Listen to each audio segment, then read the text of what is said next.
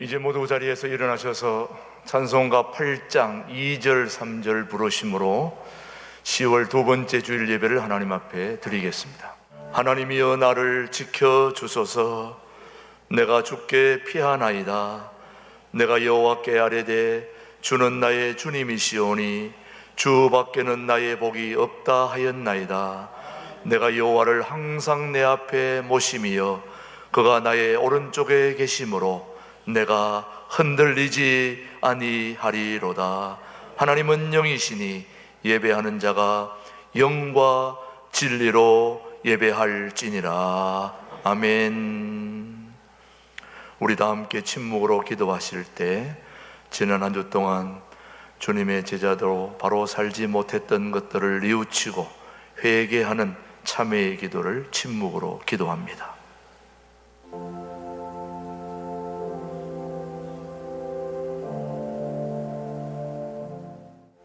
진심으로 참회하는 자에게 주시는 하나님의 말씀입니다. 허물의 사함을 받고 자신의 죄가 가려진 자는 복이 있도다. 우리는 그리스도 안에서 그의 은혜의 풍성함으로 따라 그의 피로 말미암아 속량 곧 죄 사함을 받았느니라. 아멘. 우리 사도신경으로 영상을 통해서 우리의 신앙을 고백하십시다. 나는 전능하신 아버지 하나님 천지의 창조주를 믿습니다. 나는 그의 유일하신 아들 우리 주 예수 그리스도를 믿습니다. 그는 성령으로 잉태되어 동정녀 마리아에게서 나시고 본디오 빌라도에게 고난을 받아 십자가에 못 박혀 죽으시고 장사된 지 사흘 만에 죽은 자 가운데서 다시 살아나셨으며 하늘에 오르시어 전능하신 아버지 하나님 우편에 앉아 계시다가 거기로부터 살아있는 자와 죽은 자를 심판하러 오십니다. 나는 성령을 믿으며 거룩한 공교회와 성도의 교제와 죄를 용서받는 것과 몸의 부활과 영생을 믿습니다. 아멘. 모두 자리에 앉으시고 찬송가 43장 부르신 후에 우리를 대표해서 김기덕 장로님 기도해 주십니다. 사랑과 은혜가 풍성하신 하나님 아버지, 그 은혜에 먼저 감사를 드립니다. 아름다운 가을 하늘 아래 저희들로 10월의 두 번째 주일 예배로 모이게 하시고 또한 온라인 예배로 각자의 처소에서 하나님께 찬양과 영광을 드리게 하시니 감사합니다. 자비로우신 하나님 아버지, 저희들이 지난 한 주간도 하나님과 동행하며 세상의 빛과 소금의 역할로 살아야 함에도 불구하고 하나님의 은혜를 잊어버리고 여러 가지 허물과 죄악 속에서 자기의 소견에 옳은 대로 행동하며 살아왔음을 고백합니다. 저희들을 불쌍히 여기시고 용서하여 주시옵소서. 하나님 아버지, 우리 신강두레교회가 2020년 거룩하고 활기찬 예배, 분명한 신앙 고백 가운데 응답받는 기도라는 모토로 주님과 동행하며 능력 있는 교회가 되고자 기도하고 있습니다.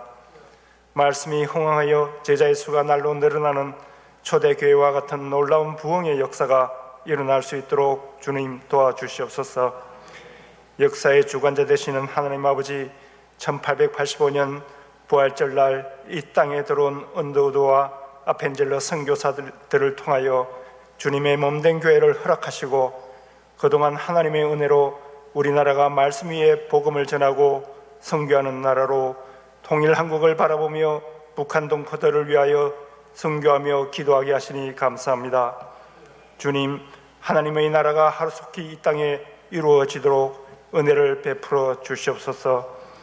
우리를 새롭게 하시며 치유하시는 하나님 아버지, 지금 우리나라뿐만 아니라 전 세계 각 나라들이 코로나19로 인하여 많은 사람들이 고통받고 죽어가고 있습니다. 경제적으로는 하루하루 살아가기가 힘든 사람들이 너무나도 많은 이 현실에 최근 소상공인들의 어려움과 파산하는 상황들을 보도하는 언론방송을 보면 너무나도 마음이 아픕니다. 사랑의 주님, 저희들을 불쌍히 여기시고 갈릴리 호수의 높은 파도를 잔잔하게 하신 주님께서 하루속히 코로나 바이러스를 잔잔하게 하여 주시옵소서. 그리고 저희들로 현재 비대면 예배들과 같은 새로운 방식들을 활용하여 앞으로 있을 포스트 코로나 시대를 준비하게 하시며 21세기 뉴노멀 시대에 새로운 생각으로 새롭게 주의 나라를 확장하며 나아갈 수 있도록 주님 저희들에게 지혜와 능력을 더하여 주시옵소서. 교회의 머리 되신 주님, 내일 모레 있을 용천노회 제164회 정기노회가 우리 교회에서 개최됩니다. 주님 은혜 안에서 노회의 모든 순서와 계획들이 잘 진행되도록 도와주시며 어려운 가운데 통합된 우리 신광두레교회가 용천노회에 소속된 교회로서 그동안 있었던 모든 일들이 주님의 은혜와 계획 가운데 이루어진 놀라운 역사임을 알게 하시고 주님께 영광 돌리게 하옵소서. 오늘 성령 행전이란 주제로 말씀을 전하시는 김진홍 목사님에게 주님께서 항상 함께 하시며 영육간에 더욱 강건함을 주시옵소서. 아울러 오늘 놀랍게 설치된 교회의 방송음향 조명 시설들을 위해 물질적으로 봉헌하며 기술적으로 봉사하신 모든 손길들과 이 시간 온라인 방송으로 예배를 함께 드리는 모든 이들에게 우리 주님의 은혜와 평강이 함께하기를 소원하며 이 모든 말씀 우리 주 예수 그리스도 이름으로 기도드립니다. 아멘. 오늘 주신 하나님의 말씀은 사도행전 2장 14절로 17절의 말씀, 오늘 우리에게 주신 하나님의 말씀으로 함께 받겠습니다. 베드로가 11 사도와 함께 서서 소리를 높여 이르되 유대인들과 예루살렘에 사는 모든 사람들아, 이 일을 너희로 알게 할 것이니 내 말에 귀를 기울이라. 때가 제3시니 너희 생각과 같이 이 사람들이 취한 것이 아니라 이는 곧 선지자 요엘을 통하여 말씀하신 것이니 일렀으되, 우리 같이 봅니다. 하나님이 말씀하시기를 말세에 내가 내 영을 모든 육체에 부어 주리니 너희의 자녀들은 예언할 것이요 너희의 젊은이들은 환상을 보고 너희의 늙은이들은 꿈을 꾸리라. 하나님의 말씀입니다. 오늘도 비대면 생방송 예배이기 때문에 성가대가 없어서 지휘자와 반주자의 특주로 하나님께 영광 올려드리겠습니다. 이어서 김준홍 목사님의 말씀 선포가 있겠습니다.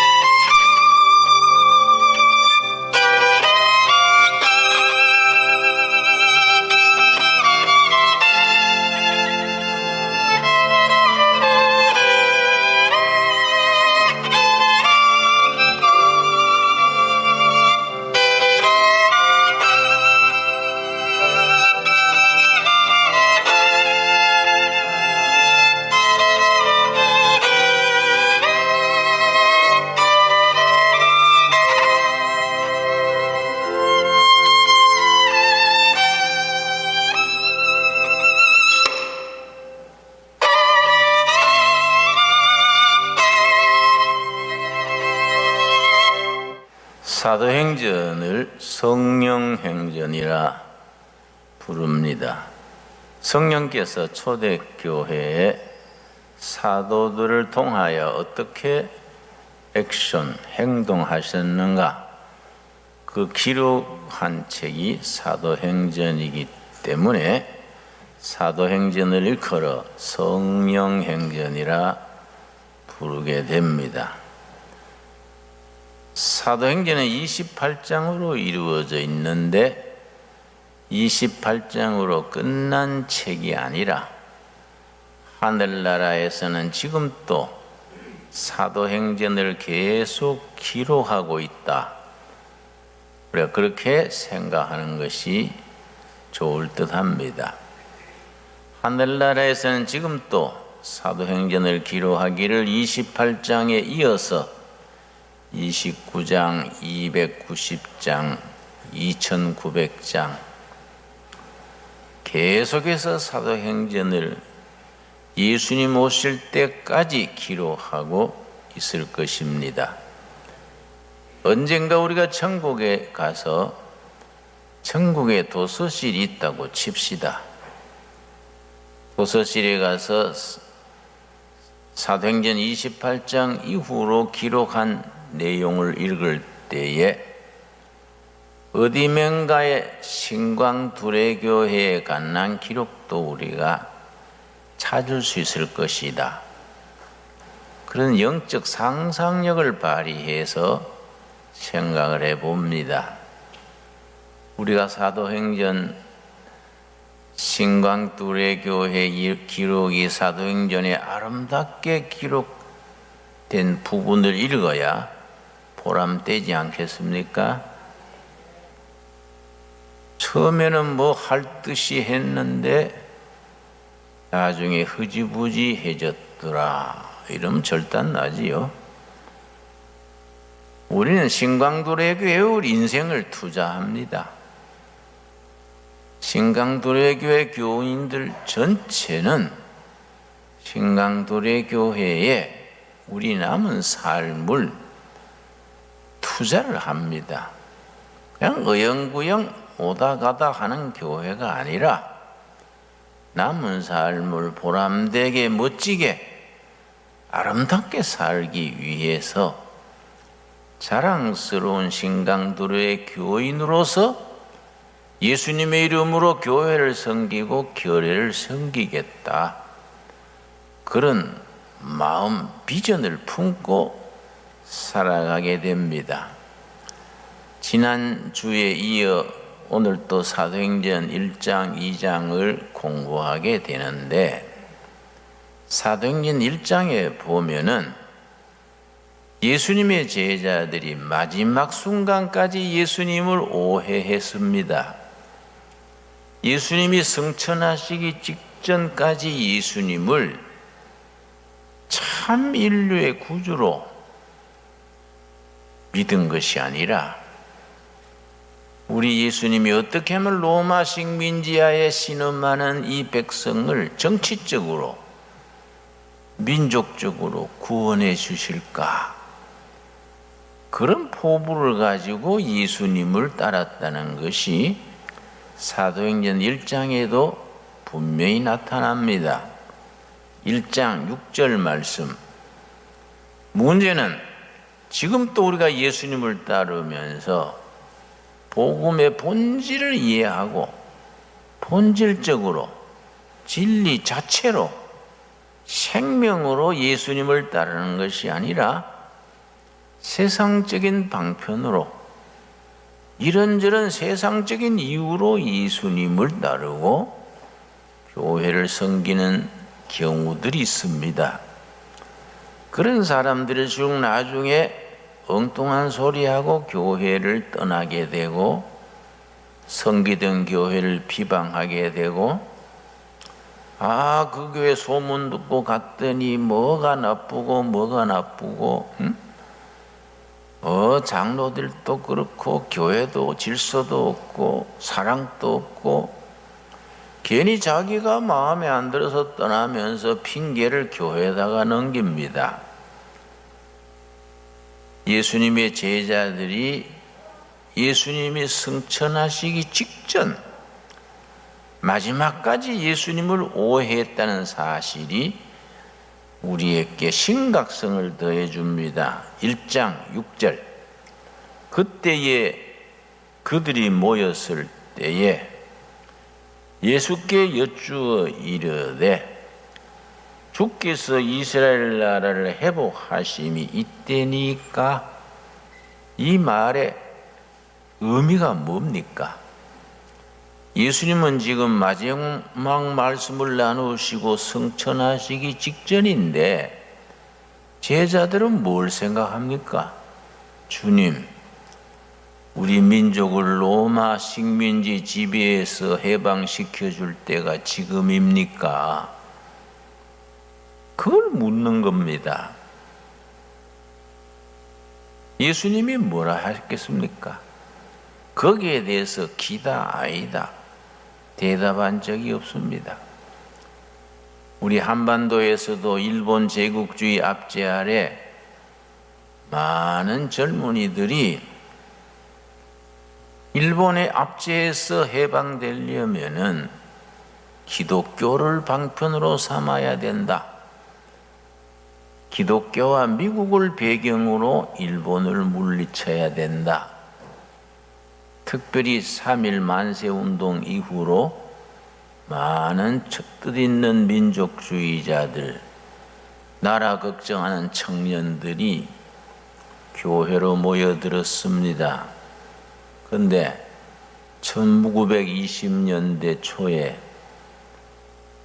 교회가 영적인 대로 평양 대부흥 운동 이래로 영적인 데 집중을 하고 조선 독립운동에 앞장서지 않으니까 교회에 실망을 하고 교회를 떠난 사람들이 많습니다. 대표적인 것이 분이 아주 훌륭한 소설가 이광수 선생 같은 분.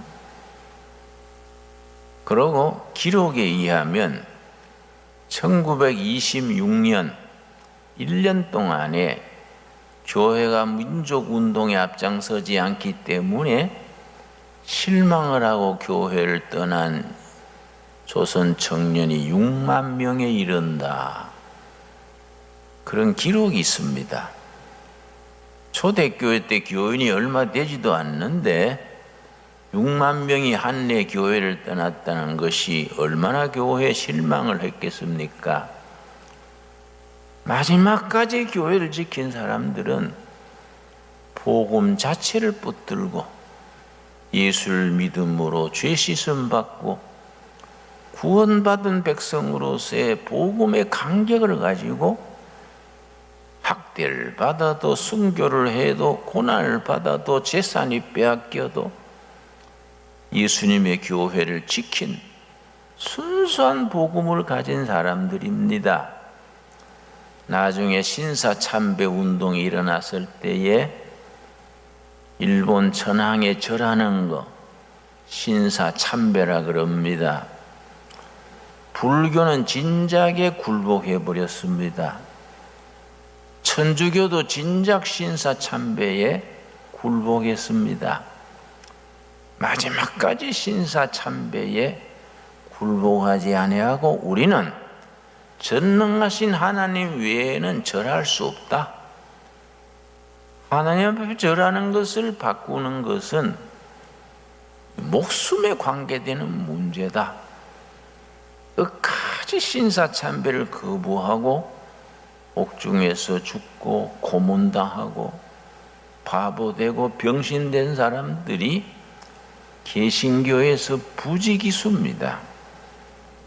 교회는 항상 본질을 지킬 때 힘이 있습니다.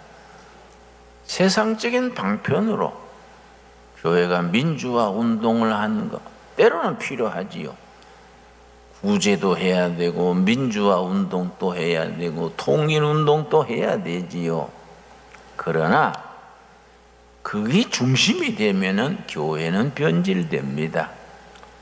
복음 자체, 우리의 죄를 구원하시기 위하여 오셔서 고난당하시고 채찍질 당하시고 죽으시고 묻히시고 그리고 부활하신 예수님, 그 예수님을 믿어 구원받은 신앙을 가지고 이 땅에서 사람답게 살다가 죽어 천국으로 가는 것이다.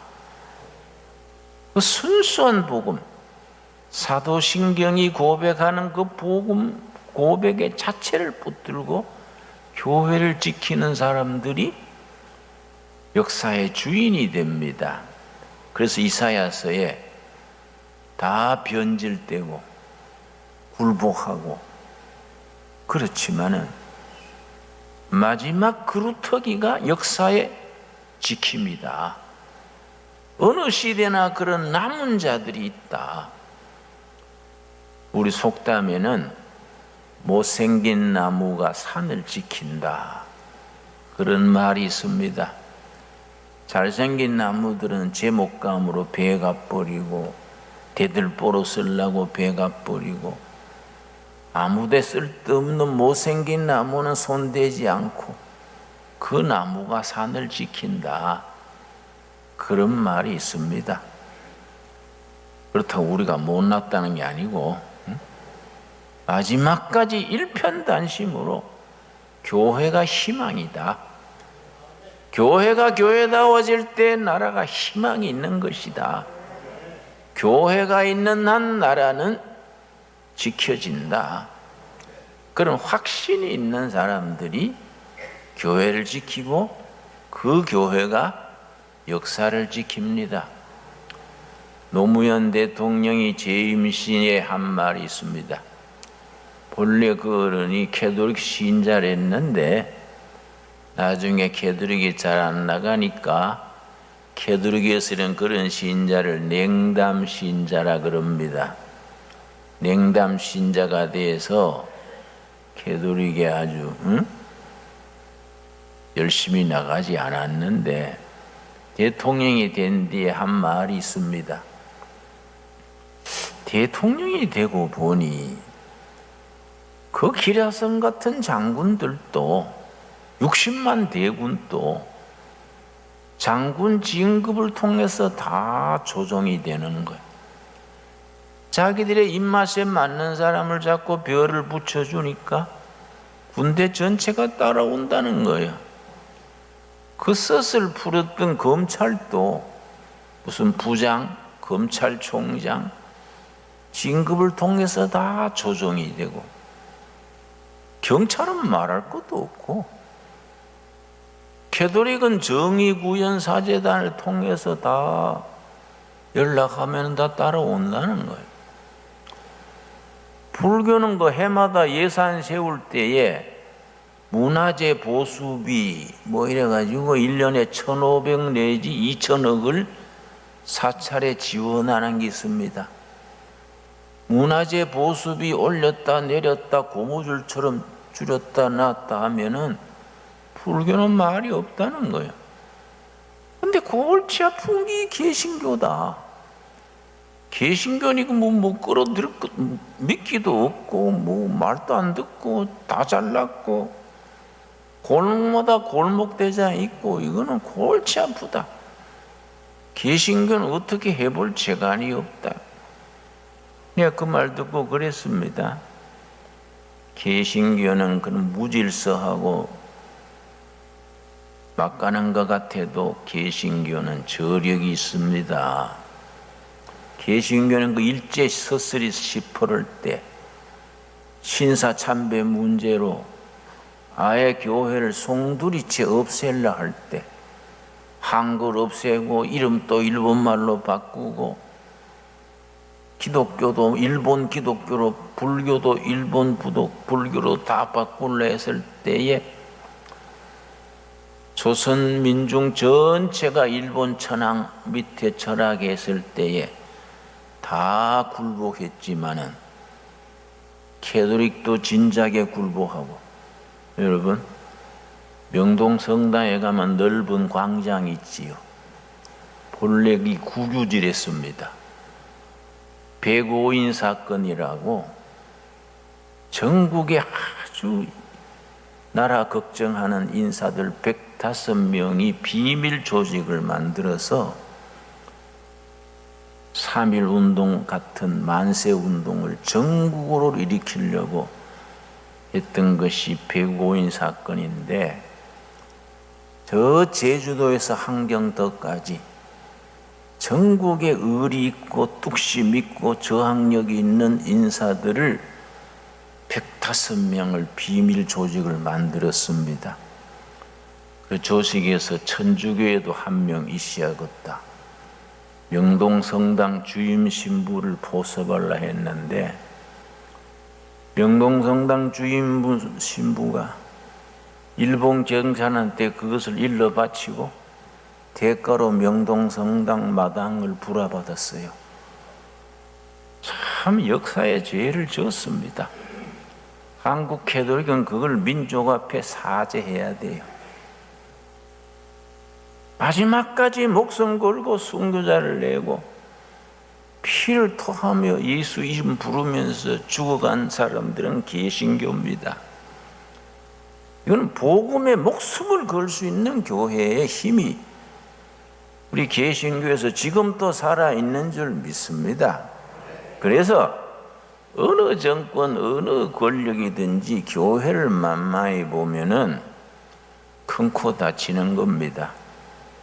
1975년, 74년 내가 정보부에 붙들려 가서 남산 지하실에 들어갔을 때에, 그때 육국 국장이라면은 나는 새도 떨어뜨린다 했습니다.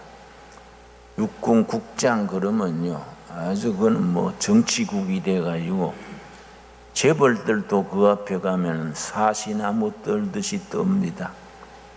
내가 눈으로 봤어요. 우리나라의 유명한 재벌 회장님이 내가 감옥에 조사받을 동안에 와서 조사받았는데 마지막 진술서를 사인을 하는데 손을 떠느라고 잘 쓰지를 못했어요. 너무 공포심에. 그래서 큰 기업의 회장도 저렇게 겁을 내는구나. 새카만 전도사 눈을 반짝 뜨고서는 날자 무라고 달가드니까, 응? 육국 국장이 내한테 직접 한 말이 있습니다. 여기 한국교회 그렇게 맨날 반정부하고 못된 소리 하면 한국 땅에서 기독교를 없애버릴 거요? 그냥 그 말에 딱 진돗개면에 물었어요. 국장님, 그 진심입니까? 한번 해볼까요? 공화당이 먼저 없어지는가, 애배당이 먼저 없어지는가 한번 해볼까요? 응? 그 진심이면 그건 내가 나를 죽이지는 않을 끼고 나간 뒤에 내가 한번 사회 문제로 일으키랍니다. 한번 붙어봅시다. 공화당이 먼저 없어지는가, 애배당이 먼저 없어지는가 한번 해봅시다. 그랬더니 국장이 당황해서 와 이래 물고 늘어지노? 물고 늘리는 게 아니라 할 말이 있고 안 할 말이 있지. 예배당을 없앤다고요? 여러분, 공화당 지금 있습니까? 공화당 없어진 지가 얼마나 됐습니까? 예배당은 항상 부흥하고 교회를 지키고 나라를 지키고 있지요. 바른 신앙, 바른 국가관, 바른 가치관, 거기에 생명을 거는 것이 신앙인들입니다. 교회를 해코자 하는 무리들은 그건 하늘의 징계가 기다리고 있습니다. 예수님의 제자들도 마지막까지 예수님을 오해하기를 이스라엘 민족을 로마에서 독립시켜 줄 때가 지금입니까? 대표자가 가룟 유다지요. 가룟 유다가 예수님의 제자들 중에 제일 똑똑했습니다. 예수님의 12제자 중에 11명은 갈릴리 촌사람 출신이고요. 가룟 유다만 유다 출신입니다. 요즘 말하면 도시 출신이요. 가룟 유다는 애국 청년입니다. 어떻게 하면 이스라엘 민족 해방을 이룰까? 나사렛 예수가 카리스마가 있고 인기가 있으니까 예수의 권위를 이용해서 민족 독립을 쟁취해야 되겠다. 그래서 예수님을 따라다닌 친구입니다. 근데 예수님은 갈수록 태산이라. 나의 나라는 하늘에 있느니라. 가이사의 것은 가이사에게, 하나님의 것은 하나님에게. 뭐 자꾸 이러니까 에이, 내가 잘못 생각했구나. 그래서 스승을 배반했다는 거 아닙니까? 다른 제자들도 예수님이 승천하기 직전까지 복음의 본질, 하나님의 구원 역사의 그 경륜 자체를 생각 안 하고 로마에서 독립할 때가 지금입니까? 그렇게 묻는 겁니다. 여러분, 이런 말씀 읽으면서 우리가 지금 예수님을 따르는 신앙이 본질에 써 있는지, 진리 자체에 써 있는지, 목에 칼이 들어오고 핍박이 오고 온갖 시험이 와도 예수 이름을 마지막까지 부를 수 있는지 자기 자신의 신앙을 점검해 봐야 합니다. 예수님께서 뭐라고 대답했습니까? 그렇다 아니다 전혀 말씀하지 아니하시고 7절 사도행전 1장 7절 이르시되 때와 시기는 아버지께서 자기의 권한에 두셨으니 너희가 알 바 아니요. 때와 시기에 대해서는 신경 쓰지 말아라. 하나님의 섭리 속에 하나님의 계획 속에 있는 것이니까 너희 그 신경 쓰지 말아라. 너희가 신경 써야 될 게 뭐이냐? 8절입니다. 8절. 지난주에 말씀드렸지요? 사도행전 전체의 키워드가 되는 말씀. 독립할 때가 지금인지 나인지 그거는 하나님의 장중에 있으니까 신경 쓰지 말아라. 하나님의 때가 되면 하나님이 알아서 하신다. 너희가 알아야 될 건 뭐이냐? 8절. 오직 성령이 너희에게 임하시면 오직 옹리 다른 길은 없다. 유일한 길이다. 유일한 길. 성령이 임하시면 권능을 받고 두나미스 권능을 받고 예루살렘과 유다와 사마리아와 땅끝까지 이르러 내 증인이 되리라. 증인 기억하셨지요? 말투리아 증인입니다. 나중에 순교자 마트가 거기서 나왔습니다. 초대교회는 복음의 증인되기 위해서 예수 부활을 전하기 위해서 하나님 나라를 전하기 위해서 목숨을 걸었습니다. 예수 부활하셨다 그 말 하는 걸로 사자굴에 들어가고 불에 타 죽고 맞아 죽었습니다. 초대교회는 예수를 전하는 것 자체가 순교로 이어졌습니다. 그래서 복음의 증인 말투리아가 순교자 마터로 같이 쓰여지게 됩니다.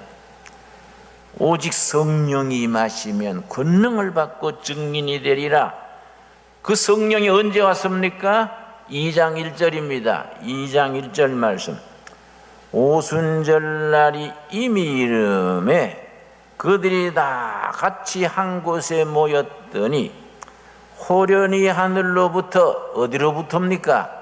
하늘로부터. 여러분 중요합니다. 자꾸 땅에서 찾으려고 그러지 맙시다. 한국교회가 뭐의 문제입니까? 하늘은 닫히고 땅의 것만 자꾸 찾으니까 시끄럽기만 하고 냄새가 나고 세상에 빛이 되지 못하고 세상에 쓰레기 더미가 되는 겁니다. 세상 사람들이 왜 교회를 비판을 합니까? 하늘로부터가 아니고 사람들의 소리가 자꾸 나니까. 여러분, 나는 잊어버리지 않는 게 있습니다. 내가 지하철 타고 서울 가는데 청년 둘이 타가지고 막 싸움을 했습니다. 지하철 안에서. 옆에 노인이 듣다가 참 꾸지람하기를 야 이 사람들아 싸우려면 애당 가서 싸워야지 왜 지하철에서 이러냐. 나는 충격을 받았습니다. 난 한국교회를 사랑합니다. 할아버지가 저 경북 청송 오지에서 머슴살이 하다가 예수 믿고 예수 믿어 팔자가 피인 집안입니다. 내가 우리 집안의 유일한 목사인데요.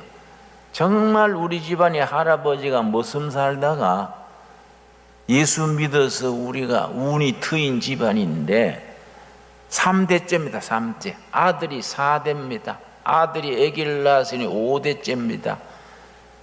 저는 교회를 너무너무 사랑합니다. 그러나 교회가 세상 사람들한테 비난을 받거나 교회가 잘못된 길을 가거나 하면은 너무 속이 상해요. 이러면 안 되는데 어떻게 세운 교회인데 우리 선배들이 피와 눈물과 굶주림과 죽음을 무릅쓰고 세운 교회인데 우리 후배들이 시원찮아서 이 교회를 이렇게 욕먹여서 되겠냐. 너무 속상합니다. 다른 길이 없습니다. 하늘로부터 본질로 돌아가야 된다. 본질로. 오직 성령이 임하시면은 권능을 받고 어디로부터는 권능입니까? 하늘로부터는 권능을 받고 내 증인이 되리라. 여러분, 교회가 무슨 이권이 있습니까? 교회가 세상 거 얻을 게 뭐 있습니까? 사도행전 3장에 뭐라 그랬습니까? 3장 6절에 우리 교회가 은과 금은 없거니와. 교회가 가진 건 뭡니까? 나사렛 예수 그리스도의 이름, 그 존귀하신 이름, 진리 되신 이름, 그 이름을 주노니 일어나 무릎에 힘을 얻고 걸었다 했지 않습니까? 교회가 자랑할 게 뭡니까? 교회 와가지고 딴 걸 찾으면 안 돼요.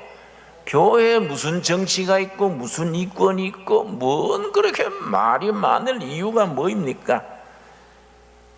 호련히 하늘로부터 급하고 강한 바람 같은 소리가 있어 그들이 앉은 온 집에 가득하며 각 사람 위에 성령이 임해서 교회가 시작이 됐습니다.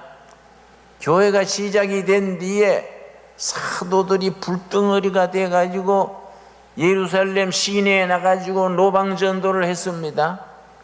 예루살렘 시내에 가가지고 막 사도 바울이 그 무식했던 사도 바울이 성령 충만해가지고 막 예루살렘 길거리에 나가가지고 막 얼음에 바가지 밀듯이 꽉 복음 전하니까 예루살렘 사람들이 놀래가지고 이건 무슨 일이냐. 그래서 뭐라 그랬습니까? 13절인가 13절 말씀. 또 어떤 이들은 조롱하여 이르되 그들이 새 술에 취하였다. 이 보통 술이 아니다. 이거 마주왕이나 막걸리가 아니고 무슨 새로운 술에 취했다. 새로운 술에 취했다.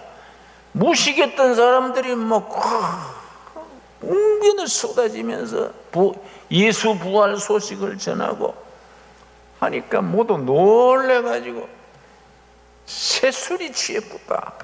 세상에 없는 술이다. 베드로가 뭐라 그랬습니까? 14절입니다. 14절. 베드로가 11사도와 함께 서서 소리를 높여 이르되 유대인들과 예루살렘에 사는 모든 사람들아, 이 일을 너희로 알게 할 것이니 내 말에 귀를 기울이라. 때가 제3시니, 성경의 제3시는 우리 시간으로 오전 9시입니다. 오전 9시. 때가 3시니 너희 생각과 같이 이 사람들이 취한 것이 아니라 술을 먹으면 오후에 먹지 아침 9시부터 술 먹겠냐. 때가 3시니 당신들 생각처럼 술 취한 것이 아니다.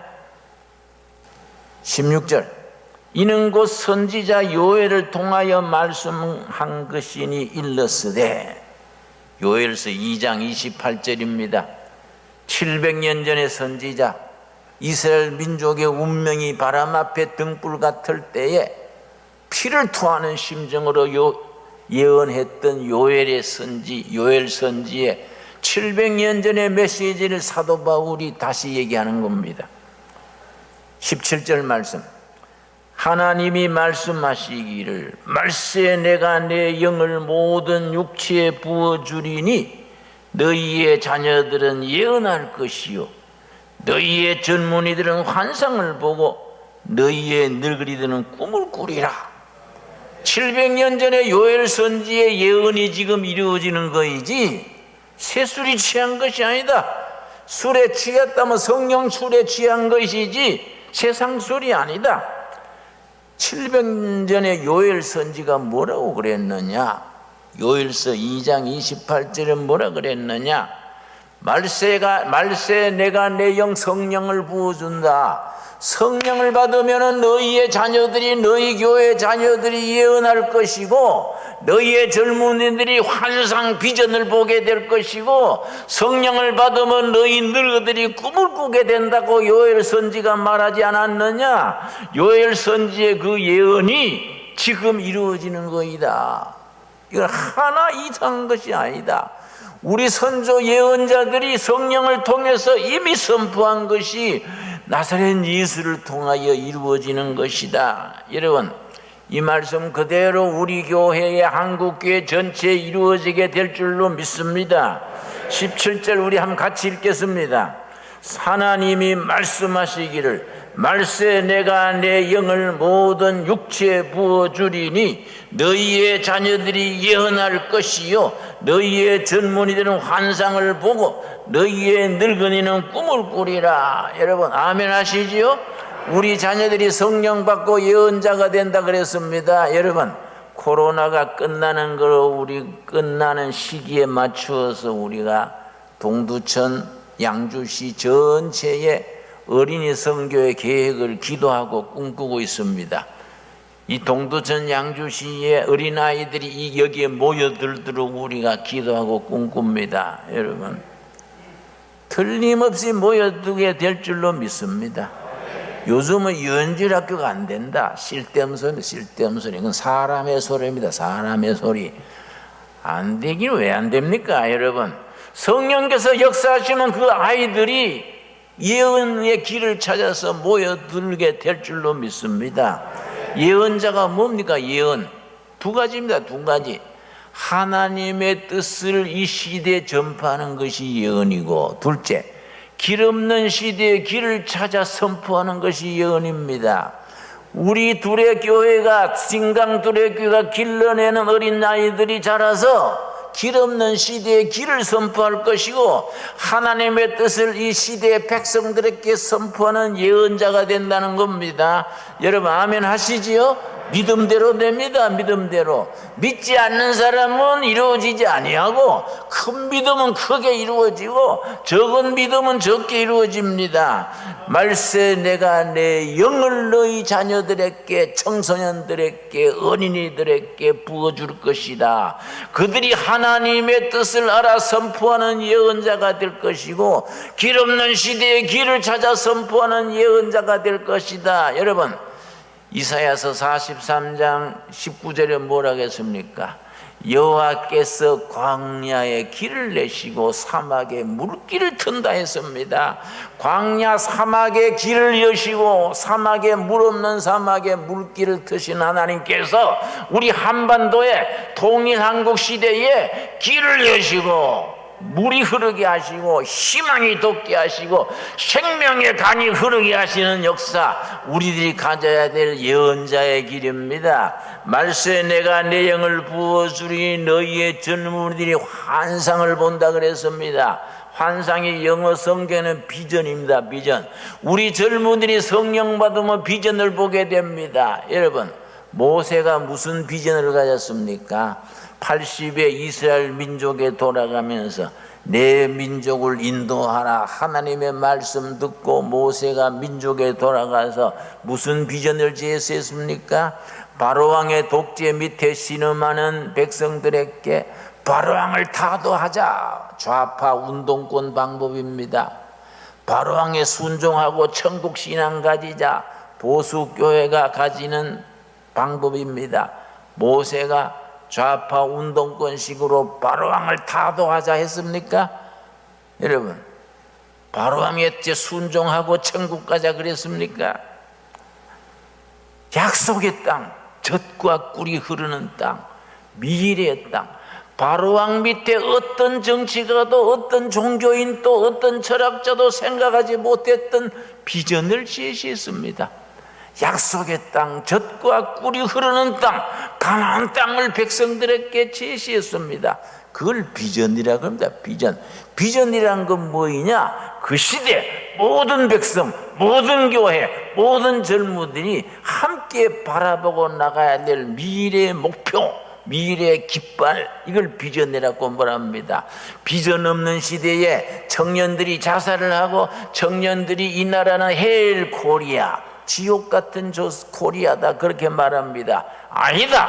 한국은 희망이 있나이다. 희망 코리아다. 우리에게 나라의 계기가 길이 있다. 왜냐? 십자가에 예수가 있지 않느냐. 젖과 꿀이 흐르는 약속의 땅이 통일 한국 시대에 기다리고 있다. 그 비전을 우리 청년들이 성령 받고 그 비전을 보게 된다는 것입니다.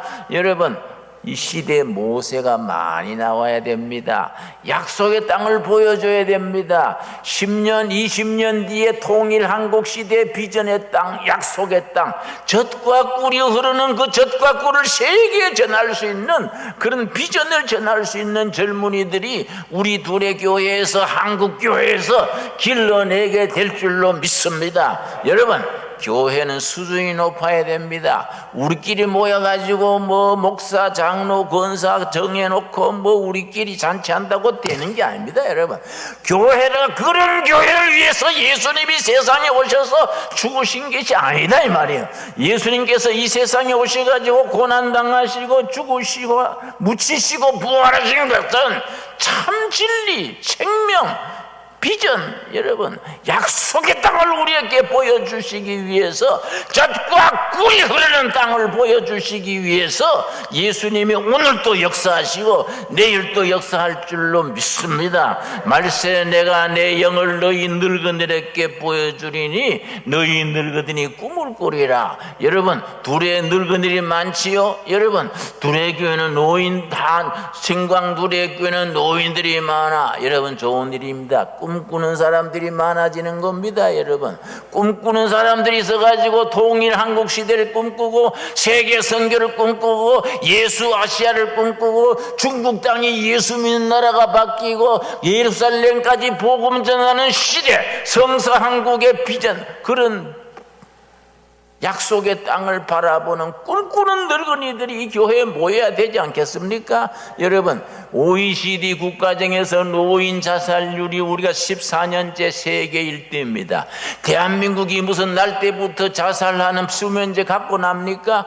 왜 노인들이 세계 14년째 1등입니까?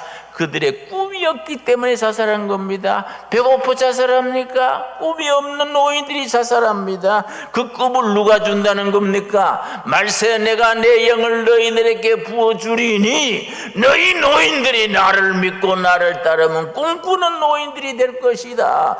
통일 한국 시대를 꿈꾸고 세계 선교를 꿈꾸고 위대한 코리아, 통일 한국 시대, 정말 멋있는 나라를 꿈꾸는 노인들이 우리 교회 가득 차게 될 줄로 믿습니다. 여러분, 그래서 말세 내가 내 영을 너희들에게 부어줄 것이다. 700년 전에 요엘 선지가 2장 28절을 통해서 말씀한 대로 내가 내 영을 말세에 부어주리니 너희의 자녀들은 일어날 것이고 길 없는 시대에 길을 선포하는 예언자가 될 것이고 너희 젊은이들은 목표가 없는 시대에 목표를, 깃발을 전해주는 비전을 보는 젊은이가 될 것이고 너희 늙은이들은 꿈을 꾸는 늙은이 될 것이다. 말씀대로 이루어지는 교회, 그런 신앙, 그런 비전, 그런 미래를 함께 가질 수 있게 되기 바랍니다. 기도하겠습니다. 하나님 감사합니다. 저희로 하여금 이 코로나19 어려운 시기에 꿈을 가지게 하셔서 감사합니다. 목표를 잃고 헤매는 시대에 그리스도께서 주님께서 비전이다. 하나님의 나라가 비전이다. 부활하신 예수가 비전이다. 비전을 보는 젊은이들 우리에게 약속하셔서 감사드립니다.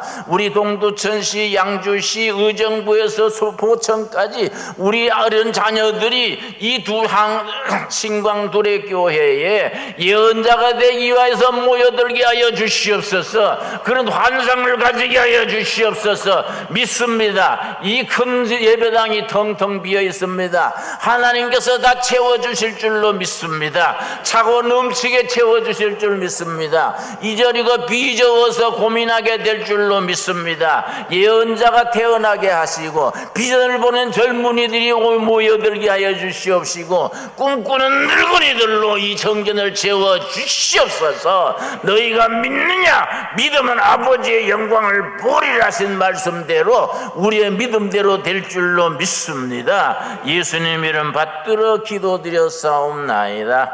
아멘. 예, 성령 행전 생각하시면서 197장 우리 부르면서 봉헌하겠습니다.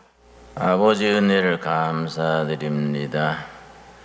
받은 은혜 감사하여 11조 헌금, 주일 헌금, 감사 헌금을 드립니다. 손길마다 심령마다 살피셔서 합당한 은혜로 채워 주시옵소서. 저 재래시장에서 손등이 얼어 터지면서 여름에 땀띠 나면서 열심히 장사하여 11조 헌금 드리는 성도가 있습니다. 지하 새방 습기진 방에서 폐렴을 앓으면서도 주님 전에 감사 헌금 드리는 성도가 있습니다. 그들의 정성을 굽어 살피셔서 물질의 풍성함을 얻어 베풀고 나눌 수 있게 하여 주시옵소서. 받은 은혜 감사함으로 드리는 11조 헌금, 감사 헌금 더 풍성하여서 온전한 11조가 되어 드리는 11조만 감사가 아니라 사용할 때도 온전하게 하여 하나님께 영광 돌리게 하여 주시옵소서. 이 나라가 경제가 불황이 어렵습니다. 어려울 때 오히려 하나님 만나는 복된 기간 되게 하시며 고난 중에도 오신 하나님의 손길을 체험케 하여 주시옵소서. 가정 살피셔서 형편과 처지에 합당하게 도와주시옵소서. 예수님 이름 받들어 기도드렸사옵나이다. 아멘. 여러분 감사합니다. 여러분 하나님을 믿어야지 냉장고 믿으면 안 됩니다. 나는 냉장고에 음식 잘못 먹고 장염이 걸려서 지난주에는 아주 저승 입구까지 갔다 왔어요. 예. 하나님을 믿읍시다. 냉장고 믿지 말고 우리가 하나님이 주신 건강을 감사하면서 삽시다. 병원에 가보면 어찌 그리 병이 많은지 그 많은 병 중에 하나도 안 걸리고 산다는 게 기적입니다. 그걸 기적으로 알고 감사함으로 살아갈 수 있게 되기 바랍니다. 감사합니다. 예, 우리 장염 잘 이기시고 또 오늘 설교해 주신 목사님께 우리 따뜻한 격려의 박수 한번 보내주십시오. 감사합니다. 고맙습니다. 우리 앞뒤 좌우로 서로 목례로 인사하겠습니다. 반갑습니다. 우리 방송으로 유튜브로 예배드리실 모든 분들께 감사와 또 안부를 전합니다. 여러분 천정을 한번 보시기 바랍니다. 예. 전구 다막 하나도 빠짐없이 다 끼워졌습니다. 그동안 많은 전구들이 빠졌었는데 이번 새롭게 다 끼워놓고 새로 보수를 했습니다. 우리 교회 이상호 집사님이 아주 저렴하게 모든 걸 다 해가지고 여자분들은 기미까지 다 보일 정도로 너무 밝게 우리 수고하신 우리 이상호 집사님에게 감사해 우리 수고해 주셨는데 고맙습니다. 감사합니다. 감사합니다. 오늘 통일 한국을 준비하는 신광두레에 오신 모든 분들을 주님의 이름으로 환영합니다. 이제 비대면 생방송 예배가 이제 종식되고 빨리 세면 예배로 전환되었으면 좋겠습니다. 이제 곧 그렇게 될 줄로 믿습니다. 예. 이제 우리 신광두레교가 이렇게 새롭게 방송, 음향, 조명 모든 걸 다 새롭게 갖추고 이제 내일 모레 드디어 우리 교회가 소속된 용천노회가 우리 교회에서 개최가 됩니다.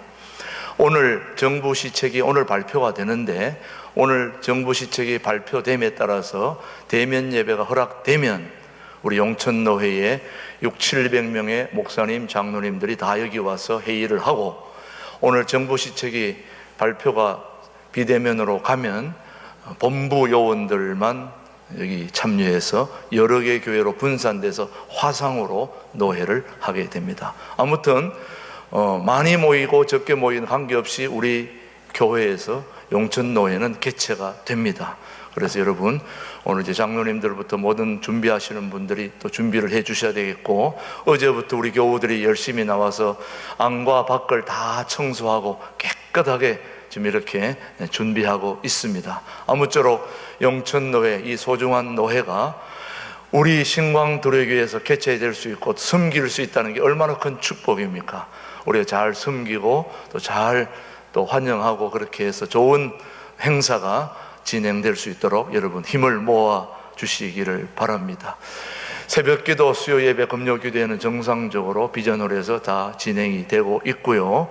나머지 이제 대예배만 정상적으로 풀릴 수 있으면 좋겠습니다. 우리 새가족부를 섬기고 있는 우리 김경빈 전도사님께서 이번 용천노회에서 목사 안수를 받게 됩니다. 여러분 축하해 주시고 또 격려해 주시면 고맙겠습니다.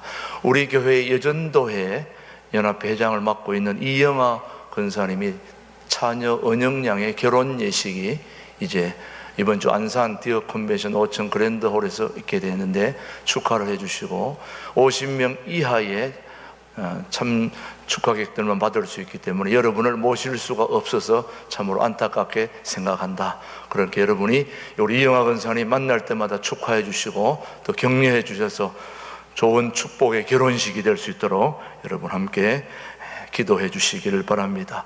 기도해야 될 제목들이 많습니다. 여러분 주보를 참조해 주시고 주차할 때는 꼭 들어올 때 우측 깜빡이, 나갈 때 좌측 깜빡이로 꼭 켜주셔서 주차 안내하는 분들에게 힘이 될 수 있도록 그렇게 해주시면 좋겠고요. 이번 주에는 두레스돈에서 열흘 금식이 목요일부터 시작돼서 그 다음 주 토요일까지 진행된다는 거 기억해 주시면 되겠습니다. 오늘도 새 가족 다 소개하지 않겠지만은 비대면이라서 새가족실로 안내해 주시길 바랍니다. 그리고 유치부 전도사 한 명이 부임을 했습니다. 우리 사무행정까지 같이 겸하기 때문에 이제 오전 9시부터 오후 5시까지 근무하는 우리 강혜옥 전도사를 소개할 테니까 여러분이 교회에 오시면 언제든지 따뜻하게 맞이할 우리 전도사님입니다. 강혜옥 전도사님 소개하겠습니다. 박수로 환영해 주시면 고맙겠습니다. 감사합니다. 네. 여러분 잘 섬기겠습니다. 대신 인사드립니다. 오늘 모두 자리에서 일어나셔서 615장 찬송 부른 후에 축도로 오늘 10월 두 번째 주일 예배를 마치겠습니다.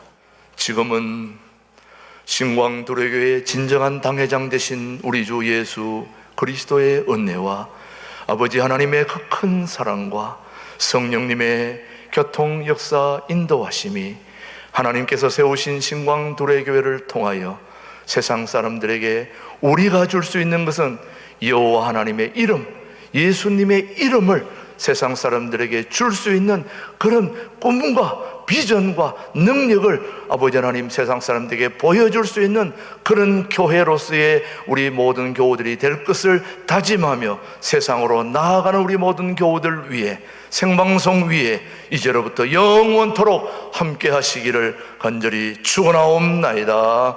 아멘.